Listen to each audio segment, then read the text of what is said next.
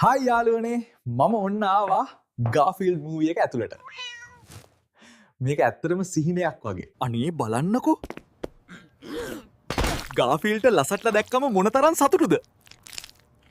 ඔයාලා බලන්න ගාෆිල්ඩ් මේකේ ඉන්නේ එකදල රියල් එකකී වගේ. මට හිතෙන්නේ මේ ලෝකෙට මාව ටෙලපෝට් වෙලා තියෙනවා. මෙතන ලසජ්ජා ෆැක්ටරි එක වගේ.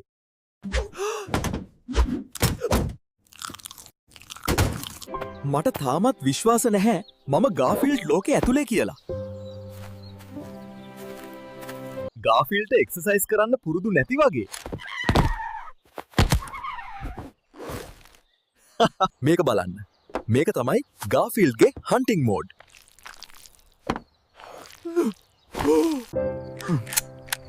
මට හිතෙන්නේ මගේ ගාෆිල්ඩ් ඇඩ්වෙන්චර් එක අවසන් වෙන්න යනවා. හරි යාළුවනේ.